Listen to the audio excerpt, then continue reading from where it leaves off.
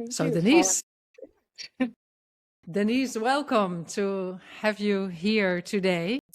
I wanted to say something very intelligent, which I all forgot now. No? So when I was reading, preparing for this podcast, looking at what you did, what you're doing, and what you have done, and I thought, yeah, really, this is a great topic if you talk about stress, because you have studied business psychology.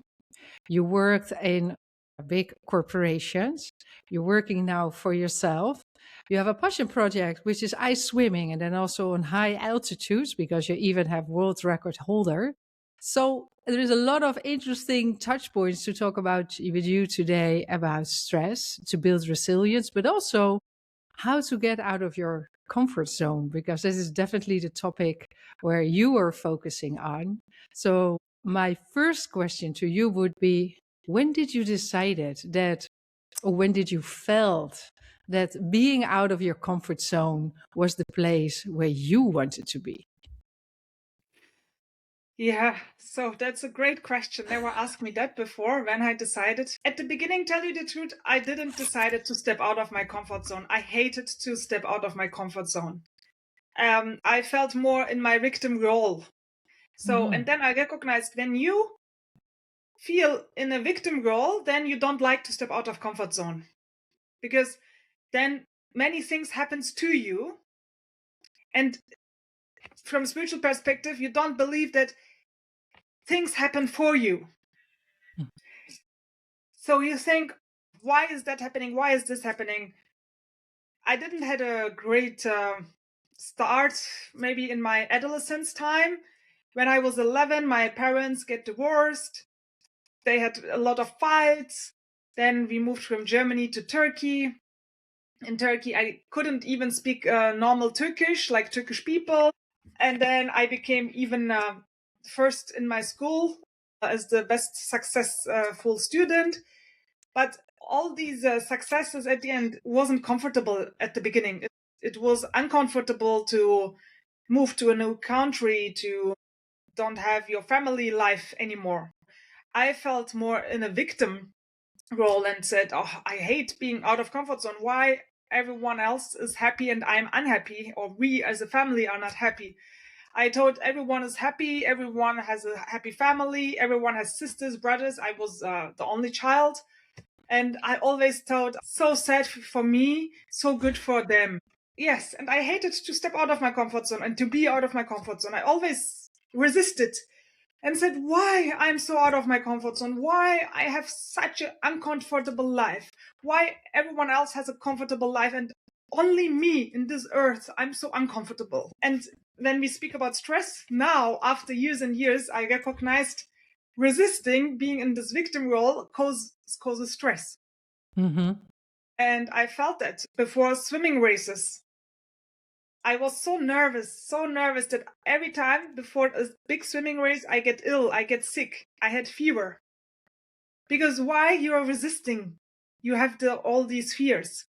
And it was for me, again, uncomfortable. I hated to be in this situation and I made myself sick. And after years and years, I studied psychology, I did a coaching formation, I worked on myself really hard, I took it serious. I worked as a coach for others, as a consultant. I was in the Big Four consulting as a senior manager.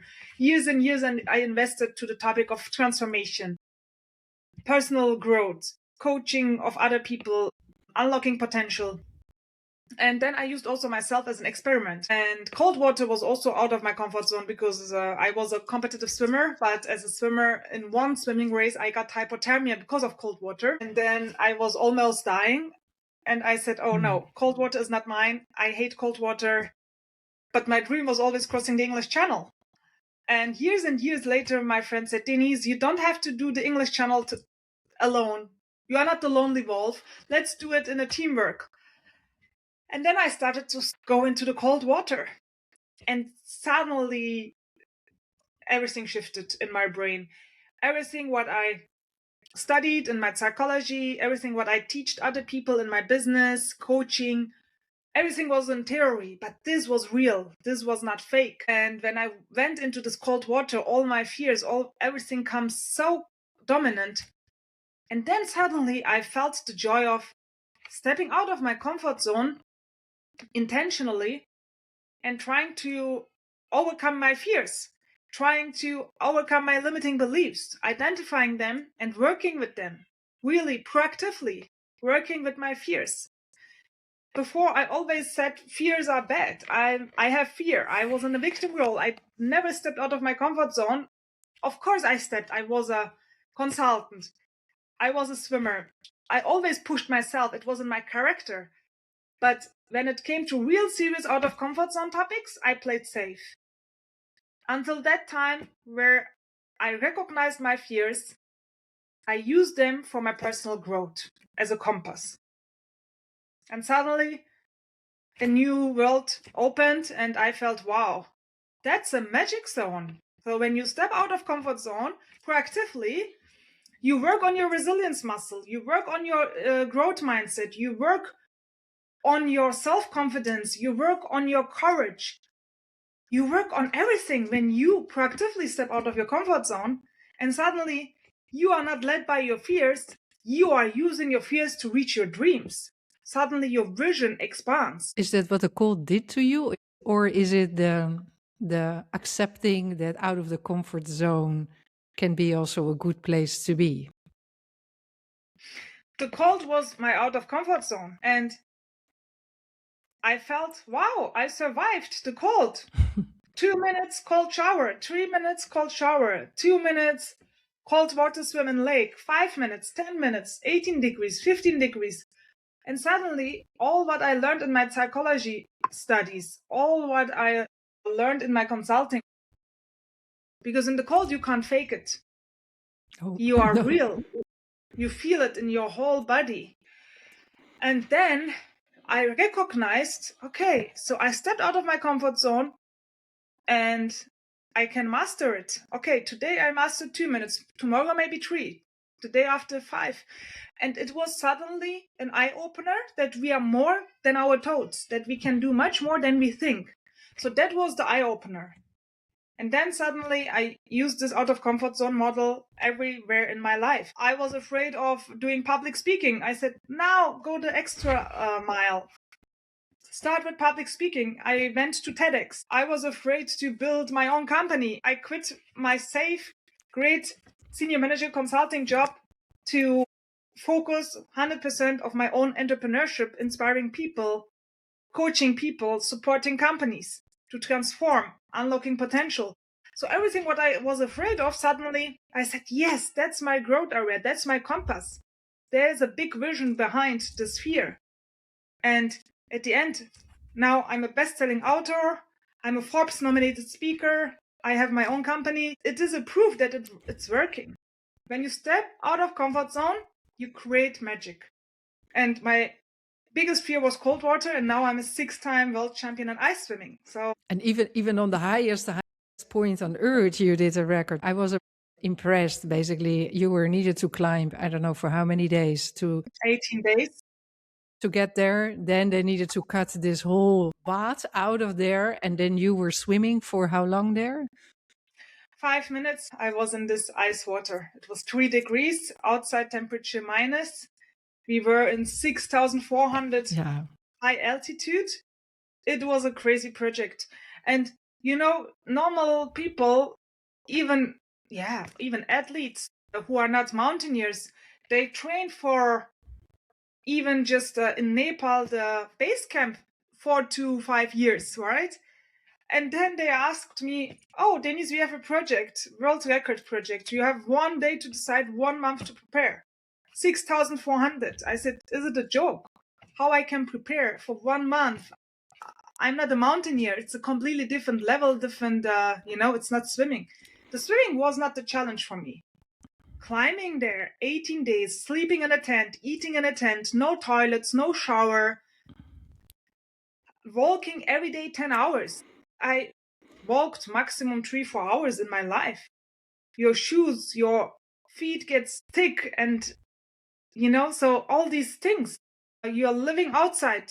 You never know what's happening in this moment. You have avalanche risk. You have high altitude sickness risk. You need to trust to your team. of strangers. I didn't know them before. Mm-hmm. So all this was completely out of my comfort zone. And after that, I had a real breakthrough moment where I said, we are much more than we think, and all the limitations are in our brain. So is that the biggest learning you took out from there? Because deciding to prepare for something like this in 1 month is really short. Why I decided to do it. When you make those kind of decisions, you need to also calculate your mortality. So can you survive or not survive? You are really in the survival zone, and you need to think about surviving or not surviving, because there are a lot of risks, right? Going to high altitude, go to Putahinchuli, and Putahinchuli is a mountain. There are now no coffee shops, no base camps, nothing. Every road we went was from scratch, zero. Only one Sherpa knew the road. The other Sherpas just followed the one Sherpa. So imagine when this one Sherpa is injured or something happens, then we get lost. So there were a lot of risks. And why I said yes, because I manifested to break a Guinness World Record a few months before. I didn't know, I had no clue how to reach this point, how I will break a record, with what kind of skills, I didn't know. Because yes, I'm a good swimmer, but I'm not an extraordinary swimmer to break a record. I'm a good consultant, but so, I didn't know what to do to break the record, but I really wanted from my heart. And then, and this day, when I had this call, then I said, wow, what I manifested comes to my table. The founder of Ice Swimming Association contacted me, and he said, oh, Denise, you can write another book. You wrote the first book out of comfort zone, so I can give you my slot. And I said, why you're choosing me? You know the whole world of ice swimmers. Why you're choosing me? There are better ice swimmers than me. But he said, you wrote this book, maybe you will write a second book. And it motivated me. I felt like, wow, I felt it's a spiritual message from the universe that when you really manifest something and when opportunities comes to your table, you have two options. You can say no because you are afraid, or you can say, okay, if I never try, I will never know. If you never try, you will never know. And what can be the worst case? If I couldn't continue, I would stop. And of course, there's also a point of no return. Then you are thinking about your mortality, about the risks, and then you calculate all the risks. And then you come to this point and say, okay, do I want to live my life based on fears, or do I want to live my life based on courage, based on opportunities? So this is like your life decision, basically. Do you want to live based on risk management and based on fears, or do you say, there are so many great opportunities in my life, I just want to go the step? And of course, you need to do risk management. Of course, there are risks, yeah? But I said, okay, when I die one day, I want to say I lived my life to the fullest. I didn't reject opportunities because I was afraid, because of limiting beliefs of other people, of myself. I just want to say I tried everything what was in my hand. I used all the opportunities what came to my table. And if I never try, I will never know. And I just want to know what comes to my life. Because this life is here for us to live. And that was a mindset shift, a fundamental decision for my life. And that's why I said yes. And what was my biggest learning? I can tell you, I have a life audit there. When I was in 6,200 meters altitude, my oxygen level dropped for 74%. 74%. I felt I'm dying. There was no oxygen mask. We had still 200 meters to go. It was a point of no return. We wanted to break the record. It was cold. Even we didn't have hot water the last 2 nights. Less food. Everything was really on the limit. Mm-hmm. The Sherpas were on their limit. They were nervous. The expedition leader were nervous. We were exhausted. And then I sit and said, okay, now I literally have zero control what's happening in my life. I'm in 6,200 altitude. I need to sleep there for one night, which is the dead zone, right? So after 6,000 and so on. So it's a risky area. It's a risky zone with limited oxygen. Of course, there was a doctor. The doctor said, you are okay, everything is good. But I felt, okay, I have literally no control. I don't have any control of my oxygen level, of my body symptoms. I never experienced that. I don't know if I can make it to 6,400. I don't know if I can make it back. And then I have a life audit and said, okay, if I die today, what I leave or for what I'm proud of. A good daughter, check. A good athlete, check. A good, I don't know, career woman, check. So everything what I wanted to achieve, right? So career, sports. And then I said, oh, my mom always wanted a grandchild. I always wanted to build my own family. And I said, yeah, I'm not a mom yet. I couldn't build my family yet. That would be sad to die without being a mom. But I think that was the only thing in my list where I said, that would be nice. And then suddenly I didn't felt any fear anymore about my other life decisions. I said, okay, when I survive, I will do my own business. When I survive, I will make more bold decisions about my family life. And literally after 1 year of this Guinness World Record, I got pregnant. I 1 week later, I quit my job. I now doing my own job 100%. I'm my own boss. My life changed literally completely within months. Would you have done the same when you would have been a mother already? A good question. I think no. I wouldn't do this because then the risk would be much more to lose, to affect lives, right? So my baby is now depending on me, and now I cannot leave her and do this. So it was the perfect time. Absolutely. So that's also a message, no? When it comes, basically, it is a good timing. Yes. Besides the fears and the things which you might have in your brain telling you that is not maybe a very good idea. But from a time perspective, you just grab it because it's an opportunity which you can take and where you can learn from. Question would come after 1 month, after 1 year. Moment is gone. I wouldn't be a Guinness World Record holder. So the timing is so important. So fear is a thing which you said many people are afraid of everything.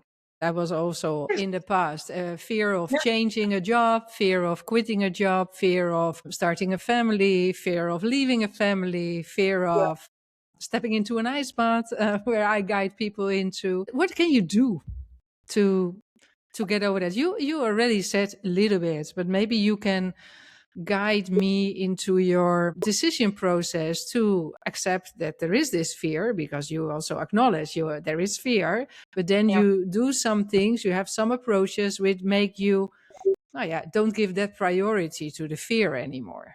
Yeah, I'm writing exactly about your question, how to transform your fear into your peak flow. Peak flow means peak performance and flow, where everything is aligned mentally, emotionally, spiritually, where you are in alignment with yourself. Because many people are going to the peak performance, they are maybe successful, but maybe they are not healthy enough, they have burnout, maybe they sacrifice their relationships, they sacrifice their own quality time. And my vision is to support people, organizations, leaders, from fear to their peak flow, where the sacrifices are less and where they have an alignment. And how you can reach this. So first of all, confronting yourself with the fears, knowing what are your fears, what are your limiting beliefs. Many people hate this exercise. I do it also in my coaching sessions, and they say, no, I don't want to confront. I said, no, please now have your notebook and write it down. What are your top 4 fears?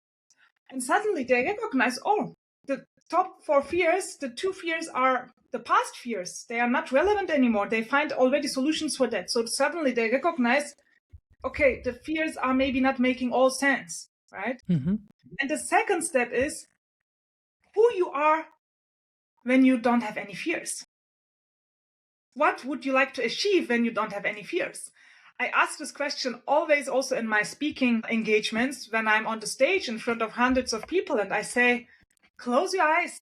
Now, even the listeners, you can close your eyes and literally think, if you wouldn't have any fear in your life, and if you would be the fullest,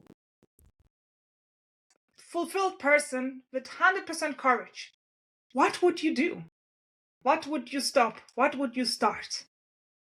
Imagine your fearless self with 100% courage. What would you try?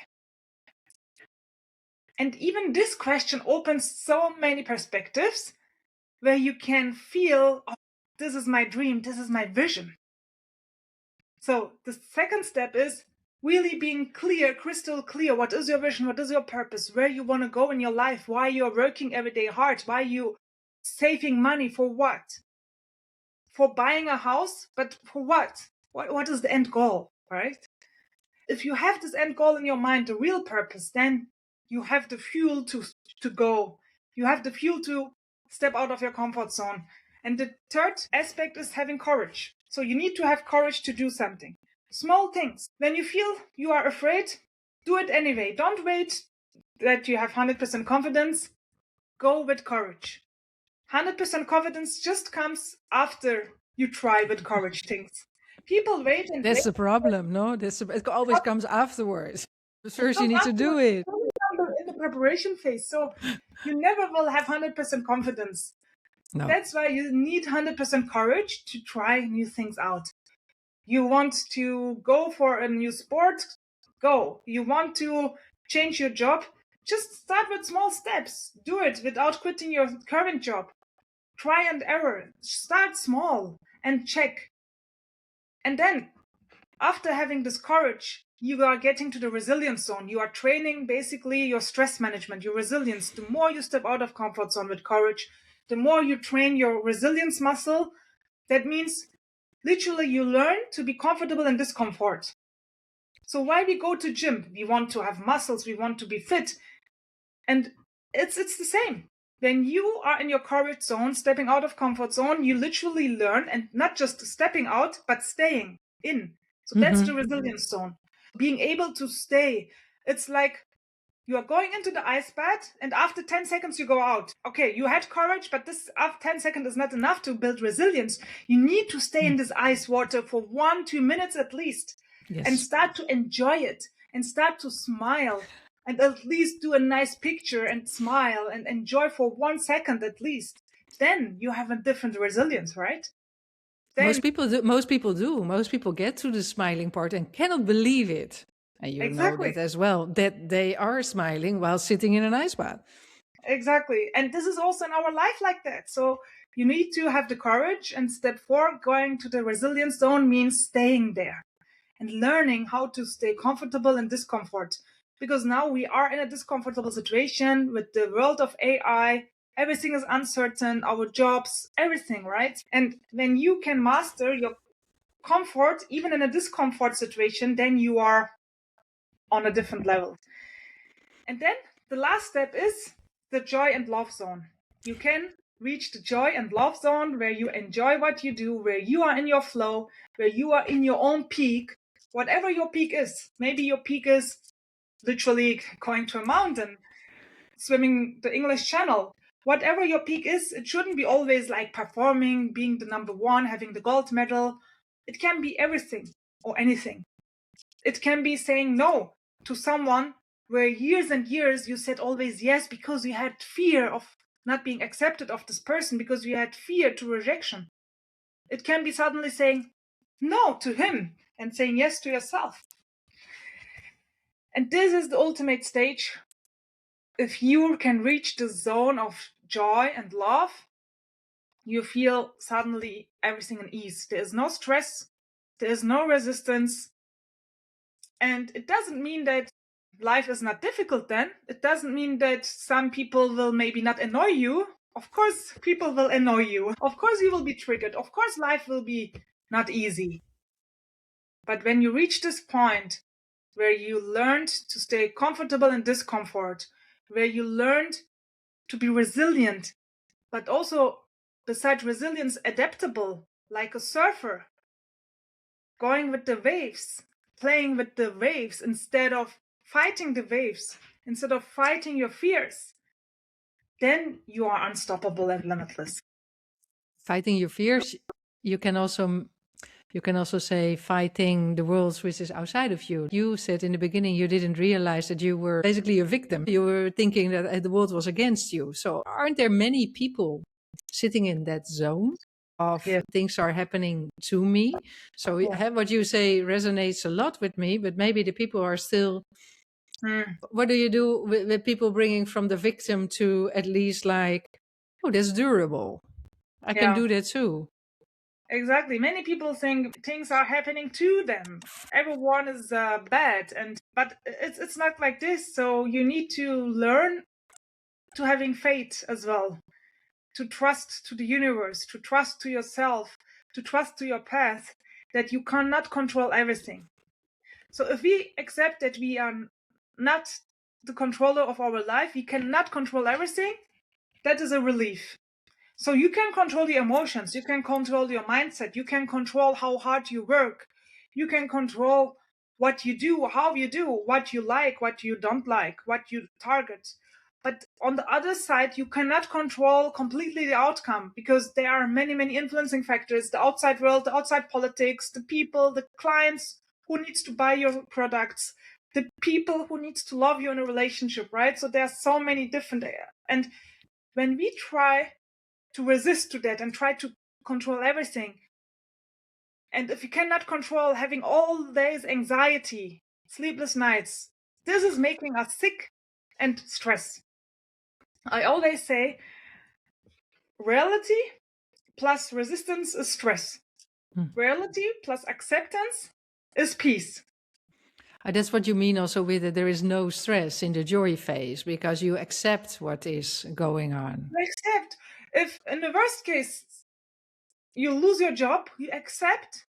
So if you do everything to not lose your job, if you did everything to not lose your relationship, we are holding always. We are holding to things. We are like, don't want to lose. And then we are getting into the fear zone because we are afraid to lose. We are holding and holding. But when we say, okay, I'm letting go. I'm letting go. I did everything. I tried. I'm letting go. Something meaningful will come. Maybe I cannot understand it now, but I will understand it one day. Acceptance, being adaptable. Having faith, saying, okay, now maybe I cannot understand. I have pain, but I accept the pain. I feel pain. It's okay to have pain. And after this pain zone, maybe something good will happen. And I can also ask you, in situations where you had pain, in situations where you felt, oh, this is so bad, after years, would you say, wow, I couldn't see it at this time. Now it makes sense. Now it's even better that it finished, it ended. Always.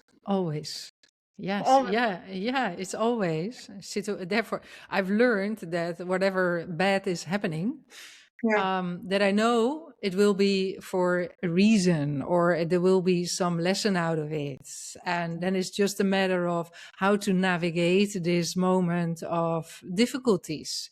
What is the learnings out of here? What can I improve in myself or in my situation? What gives me peace of mind so that at least I know my mind is strong, is steady, and then I can also navigate whatever happens better. But if I look back at very important changes in my life, like also leaving the Netherlands, for example, which is a big change, moving to other countries or quitting my corporate role as well, it's big events. So you leave a part of who you are to become to add on something. And in the end, it's enriching. I think that is the word, because it's not easy. It's not easy, but it's enriching. So there is a sort of, how you say, uncomfortableness in this whole transition. It's grow, learning, falling, and up again, figuring out who you want to be, who you want to become. But then, indeed, if you, I left Netherlands in 2008, so that's quite a long time, and I can look back at it and say, wow, amazing what all happened after that. No? So yes, absolutely. Yeah, so out of comfort zone, magic happens. And you understand it later. I worked a lot on my spirituality, and this is also one of the main 4 pillars. If you want to be a winner, if you want to reach your peak, you need to work on your emotional endurance, mental endurance, physical endurance, but also spiritual endurance. And spiritual endurance means having a purpose, combined with having faith that life will guide you. Even if you cannot see all the details, even if you cannot understand all the details and cannot control all the details, life is guiding you. And it's important that you have the awareness to observe, to reflect what's going on inside me, what's going on outside the world, and using the opportunities, because there are a lot of opportunities. And it's like what Dr. Joe Dispenza says, where the focus go, energy flows. When you focus on the glass is half full, then you see suddenly the opportunities. You are suddenly more grateful. You have a higher frequency. But when you say, oh, but the half glass is not full, it's empty, then you suddenly are in this lack energy. You are lack of love or lack of acceptance or whatever. You are lacking, right? And then you are in this needy energy. You don't have these high frequencies. So it's really about where you put your energy, where you put your focus, what you are manifesting, and what you also letting go. And how do you translate that to businesses? Because you came from corporate, you are working with corporates, and energies, frequencies is most likely not really the accepted language in the work office, at least is my experiences. So what is the language you use there? And how do you get the people in motion to get out of the comfort zone? Because in general, I think everybody thinks he's very comfortable in their comfort zone. So how do you bring them to see the advantages of getting out of there? I do also corporate challenges in companies. I start with them also reflecting what are their limiting beliefs, what are their fears, what they would do if they wouldn't have any fear culture, fear of failure culture, and what is their vision as a team, what is their strategy. So we define strategies. After these strategies and vision, really setting smart goals. So you need to have those goals and then defining it smart, having specific milestones. It should be measurable, it should be actionable, specific enough.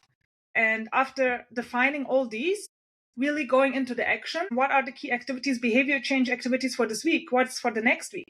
And I started also with corporate challenges. Literally every week I have Zoom calls with them and say, okay, let's step out of comfort zone for the sales team, for example. Let's identify bigger clients who you didn't connect before. Let's identify different kind of sales pitch strategies. Do something out of the box, what you never did before. Get 10 rejections, even if it's feel uncomfortable. Try to feel comfortable with that, because you did everything what you can. You learned, so go to the learning zone, and so on. So I translate the cold water into their language and say, okay, what's your cold water in your business? For leaders, is it giving a critical feedback? Is it being more visible as an inspiring leader? So many leaders are the leaders, but they are so afraid to be visible. And then I do with them visibility challenges. Every week, a little bit colder and colder, starting with their team being visible, till getting more visible in LinkedIn, social media, whatever. Yeah, in a town hall meeting, speaking 2-3 minutes, proactively saying, hey, I have something to speak, or asking a questions or challenging a comment, whatever. So everyone has their own cold water, and I try to translate it there. But in Switzerland, even many companies booking me for cold water immersions. They say we have a team building event, or we have a strategy meeting, and our board members, they want something different, out of the box. Can you do a keynote speech? And after that, can you prepare our leaders to go into the ice water? And literally, I sit with them, I do breath work with them, meditation, and stepping into the cold water with them. And before, of course, I reflect with them, do one-to-one coachings, group coaching. What are your fears? what would you do if you wouldn't have any fear as a leader? How could you reach your strategy with your team? How can you lead in more extreme situations? And as a team, how can you build strong resilience? And then literally we step into the cold. And after that, they celebrate, they are happy, they have the happiness hormones, the adrenaline. It's amazing, the effects, right? So, but some companies, of course, they don't want to step with me in the cold. Then we do karaoke or we do some painting, right? Anything what steps them a little bit out of comfort zone, which is more out of the box, because we are all the employees, all the leaders are get rid of just theory, right? In the world of AI, the knowledge is not the power anymore, but the real behavior change, the real action is still powerful. It's not replaceable by AI. That's why I always try to combine the theory, but with action, doing something transformational, where they say, wow, this experience was unforgettable. I'm proud of myself. Yeah, I strongly believe also because of my corporate background and doing also the ice bath, I relate it highly with what is your ice bath in daily life. Exactly. Also how you react to difficult situation, because how you affront an ice bath or is the same how you affront a difficult situation. So once you understand what your natural reaction would be by doing that, then you Yeah. also can learn how to navigate any kind of challenge in daily life. Yeah, I think it's super powerful to also learn that. But I also need to acknowledge that in Spain, not everybody is keen on going with the colleagues into an ice bath. Feels a little bit like too much. But there are ways to find other kind of challenges, so at least stepping out of the comfort zone, no? And also realizing that it's not only a nice event, but there is something meaningful behind which you can translate in day-to-day life, because there is a lot of stress, no? Exactly. And as you said, the emotions are the same. So your limiting beliefs are the same. When I tell you, let's go into the cold water with me, or the stage is yours, even if you don't have a presentation ready, the stage is yours. Now you can speak in front of 1,000 people. The stress symptoms are the same. So you have a faster heart rate, you're getting a little bit panic, you are frozen of your fears, maybe your limiting beliefs. What happens if I fail? What happens if I forget? Or what happens if I cannot do it? And then the core fears like fear of not being accepted, fear of not being loved. All this, even if you step into the cold or if you step onto the stage, whatever, it is the same. All the symptoms are the same, and you can really translate it, transform it in this experience, and then translate it into other experiences. So it's really powerful tool. Yeah, you've reached you have the world record. For some people, that's maybe too much. You're too far. Whatever they think could be imagine, they could ever imagine. How do you close this gap, or how do you navigate this bridge so that to make them understand, to make at least that they can also do that, maybe? Yes, I think that's the reason why I'm now writing the book From Fear to PeakFlow, because Out of Comfort Zone was more a book about me, about ice swimming, about world championships and English channel. And then I'm coaching many leaders. I'm coaching so many different teams, and they have other problems. They are not have an issue of doing the world record. They have real life problems in the daily life, in the business, and so on. And they always ask how you can stay comfortable in discomfort, how you stay calm. And with all these questions, I said, okay, I need to translate it to the normal world, let's say, right? It's not just being the winner, the peak. No. It's also how you reach your own peak as a person. If you are a person who has issues with always saying yes to everyone because of fear of rejection, even this, when you break this pattern, it's a peak, right? You feel more free. So that's why now in my book, I give different kind of examples of people, of characteristics, different case studies, user stories to make it more relatable to business people, to CEOs, to leaders, and also to people who wants to reach their own peak, but who are still afraid and maybe still are in the victim role. So this is my translation.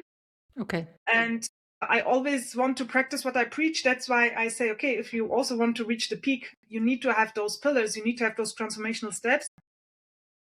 And what is the biggest problem or stressor or fear within companies? The biggest stress problem is not knowing what will come next and resisting to that. Like resisting to AI and saying, oh, I will be replaced. I don't like this change. Or resisting to change, resisting to all the transformation happening. Fear of losing yourself, fear of losing your job, fear of, okay, who am I now when AI can do everything what I did? And what I can tell is that's why I'm working on focus on your unique selling point, focus on your own authentic self. Don't lose your authenticity. I can tell you when I write my book, I gave it to the editor. The editor said, great. We can now go to the designing stage. And then I was curious. I uploaded my book to the AI. AI came with 10 pages of critic. Change this, do this is repeating, this is that, this is blah, blah, blah. I felt I'm losing myself. I was so proud of finishing my book with my own stories, with my own brain. Yeah. And the editor, as a human, said it's great. And suddenly the AI is criticizing everything, wants to put me in this framework of this thinking. And then for me, it was an eye-opener to say, no, I'm still a human. I still have my own unique stories, my own unique thinking, my own unique style, how to write it, in which order, and in which format. So I will keep my authentic self because this is only what is left for me. Now everyone can be an author. You can write a book within one day with AI. Yeah. So it's not about being an author anymore, writing a book anymore. It's what is your unique selling point? Why people should still listen to you and not other? Why people should read my book and not others? And there I recognized, yeah, it's still your uniqueness as a person, your authentic self. And what I can tell you, you cannot change the world. You cannot change the jobs. You can just focus on your passion, your joy and love zone, what you love, what is your passion, where you have the most joy moments, because then you have the highest frequency, the highest energy. In the business world, I would say the highest motivation, the highest performance. Yes. Okay. Other language. Yeah. Other language. And then when you have your highest energy, the highest motivation, performance, and you feel skilled, success will come anyway again. So focus on your authentic self because yes, we don't know what will come next. And we have the choice, right? We have the choice to have anxiety and resist and having stress because of resistance. Or we can say, I do everything what I have in my hands and I will go with the flow, having faith and try to stay positive. Good. So you had many goals in life and reached them. You also have a high level of resilience. But are there situations which are stressing you out nowadays still? Of course, I'm also thinking about, okay, what's next? How I will support my child, how I will ensure the safety of my child, how I will ensure my business growth, and so on. How I will be affected in my business with what is going on with the humanity. So all these questions, I think I'm a human as well. I have also still my fears. If I would say, oh, everything is great, then I think it would not be realistic. Still, I have those insecurities and or question marks, let's say. I don't have all the answers. But what I can say you is that I'm sticking on my inner compass and say the most important priority in my life is my inner peace, my inner energy. Because if I have a good energy, if I have my inner peace, then I can serve the world with my best version. I can serve my daughter with my best version as a mom. So that's why I prioritize that. And then concretely, I do things what gives me energy, what gives my inner peace back. I love swimming. I go swimming. Every day I do sport. Every day I go for walking, having fresh air, fresh thoughts. Movement gives me power to not feeling stuck. I do ice swimming. Ice swimming gives me clarity It gives me resilience again, confidence for other things in life. I speak with more positive people. I stop relationships with negative people. I actively do something for my well-being. Emotionally, mentally, physically, spiritually. I have a spiritual coach. I have a mental coach, emotional support, friends, peer group, support groups. You need to always actively work on those pillars to stay calm, to stay grounded. And maybe one day you wake up, your physical pillar is not strong enough. You are getting ill. Then you need to work on this. So at the end, your weakest pillar is how strong you are. So you are as strong as your weakest pillar. That's why I always check how I feel, where's my weakest pillar, what I should do to uplift myself. And it can be hobbies, people, what you eat, what you drink, how you sleep, how you regenerate. It starts with these really small things, but never underestimate those small things, but because this gives you the fuel to continue, the fuel to continue in this path, which is maybe sometimes not easy. You have a discipline or a routine for that, or is it you go with? Oh, okay. Every morning I wake up and do breath work, and after breath work I go to sports, or with my baby I go for a walk. After that I start working, and then I do swimming. For example, today I did walking and swimming. Some days if I have more time. Sleeping, of course. I have now sleepless nights because every 2 hours I give milk. I'm breastfeeding mom, but then I try to sleep early, not after 10, because I know I will wake up anyhow at 5, and I will wake up every 2 hours. So knowing the circumstances, accepting it, and say, okay, what is then the best decision what I can make, right? The baby is sleeping at 7. I could also sleep at 7, but I know it's not realistic, so I at least try to not sleep later than 10. Right? So these are like adjustments where you can accept and decide how you will proceed with your own reality and what you can do the best. So these are my routines. So everyday sport, everyday breath work, meditation, having regular sessions with my coaches to stay positive. I think every coach needs a coach. Every psychologist needs a psychologist.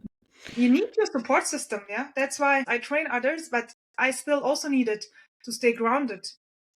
And it's normal.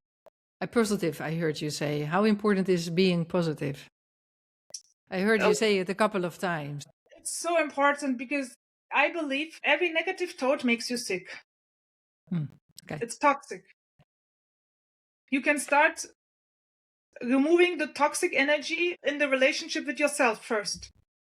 Every anxiety, every fear, every limiting belief is toxic, and it will come back as an illness or as a symptom. And staying positive is what we can have in our hands despite challenges in life. It's a choice. You have the choice. Either you can be the victim, you can be sad, annoyed, have anxiety, or you can say, okay, I still stay positive because that's in my hand. Positivity uplifts your energy. It is healthy. There are a lot of researches about that as well, in the neuroscience and psychology as well. That's why I think that's really important to stay positive. And some people maybe think that's stupid. You are so naive.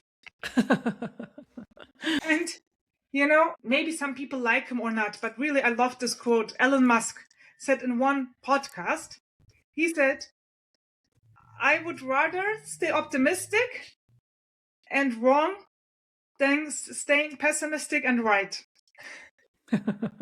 I think this summarizes really well. So if people say I'm naive, but I'm rather naive and positive and optimistic, rather to have everyday anxiety and being right at the end. Why we are here in this life? At the end, what is the outcome? The outcome is not, the goal for me is not having right. The goal for me is being happy. And if I can be more happy, more living with ease without stress, when I'm optimistic, more naive, then I'm more naive and having more courage in my life. So and happiness is living without stress. It is. Stress will come, but you can manage how intense you feel the stress. Yeah. The more you resist, the more you have stress. The less you resist and accept, the less you have stress. Yes, stress is also a choice, having a stress or not. Of course, when you have a deadline, of course you feel stress. But you can say, okay, I accept this situation. It's hard and I do my best. But if you don't accept, if you resist, then you have more stress. So everyone can experiment. I don't say life is easy. The things you put yourself on under pressure, you learn how to manage that, navigate that, getting through it with more ease. Yeah. You can also manage the other stresses in life better now. And there are tools. So you need to be actively using those tools. Like when you are ill, you go actively to doctor or you actively get a medicine. And it's the same.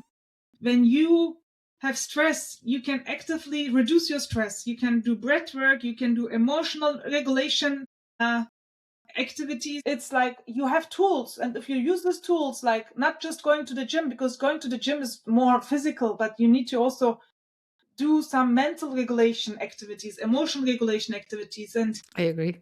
Also less stress. Absolutely agree. Absolutely agree. It's not just watch Netflix and drinking beer and wine, So this is also a relief, but at the end, it's a calculation of, okay, what gives you energy, what takes you energy. I would not. Okay, that's a completely different discussion, I think, then. Netflix is not really relaxing, I think, but because there's a lot of external input, which also your brain needs to elaborate on. So the question is really, is it relaxing for you? That's also the reason why I don't have any television in home. When people listen to this podcast and are all going to buy your book, but what can they do tomorrow, do differently by how they approach their life or their activities to dare to do things differently? Yeah. First, take a white paper and write down your main 3 fears. What are your main 3 fears? And then just change the paper and close your eyes and think, who am I without my fears? What I would do without fears. So this is the mental thinking activity. Physically, start your day with breath work or a cold shower or with sports. Be active. Do something where you feel energized.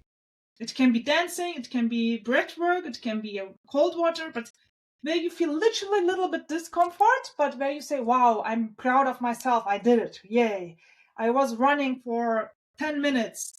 I did 10-minute YouTube workout, whatever. If you don't have any options to go out, just do 10 minutes workout in your YouTube. There are great workouts for 10 minutes. It's effective. And after that, have a cold shower. So do something where you feel like proud of yourself. The more you feel proud of yourself, you say, wow, that was a good job. I can do maybe more. I think that's it. And when you want to have another mental exercise, do something what you are afraid of. If you're afraid to say no, say no. If you're afraid to call someone, call this person. If you're afraid to try something new, just do it. And you will feel the same. You will be proud of yourself. You will feel, wow. And it's not the end of the world. Even if you fail, there is no failure. If you never try, you will never know. That's what I can tell again and again. And do you have still new goals upcoming? You had a lot of changes, a lot of visions, a lot of wishes, and it all ticked the boxes. Now with the book coming out, is another box ticked. So what's next for you, Deniz? I want to cross the Gibraltar, swimming from Europe, Spain to Africa. Yeah. The Strait of Gibraltar, that's my goal in May. My baby will come with me. I have my support team. So yeah, that's what I always wanted to do. I will do that. And I will swim in the North Pole. Antarctica was my dream, but with the baby now I cannot do it. So my baby should grow a little bit. But as an alternative option, I will go to Svalbard and swim in the North Pole and be the first woman swimming in the North Pole from Germany and Turkey. So these are my goals. I still continue to, having goals, because this gives me energy. This gives me fuel to my life. It gives me meaning and inspiration to inspire other people again. And it's more about the journey. Yeah. Enjoying being in the joy and love zone. And let's see what happens next in my life. So I think it's not about anymore having the next gold medal, the next record certificate, I think I reached this point now. What I want to do more and more is inspiring other people, supporting other people also to unlock their potential. I feel more my inner calling for that. That's why now I do my job 100%. I'm self-employed. I have my own employees and I do my own projects. This gives me fulfillment. I think it's not always to be the winner in your own gold. Also make other wins, help others to win with ease in flow. With ease, yeah, absolutely. Totally agree with you. Even though the goals you mentioned are not small goals, no? So they are not easy. I'm going to follow you and see what's happening next. I wish you luck with all of that. I find it super inspirational. For some people, then it might be scared and thinking, why should I do that? I thank you also that you guided me, at least through the little steps I can already do tomorrow to change, to become more brave, to be more proud about myself. And from that, then also would like to grow and develop further and see then what will happen with me. I totally agree with you with the tension. No, if you hold on things, you keep such a tension in your body, which is totally not needed. And there's also where a lot of pain or hypertension and other things are coming from. And if you let go, you really feel that your body is more relaxed in everything what you do. Thank you for all your sharing, all your wisdom and your showing your courage. Do you still want something to add? And otherwise, I leave it like this. Thank you for listening, and I wish all of the listeners many more magical moments in and out of comfort zone. And if they are interested to my also upcoming book, I'm happy to share further information via my social media channels, so they can follow all the different channels. So, thank you.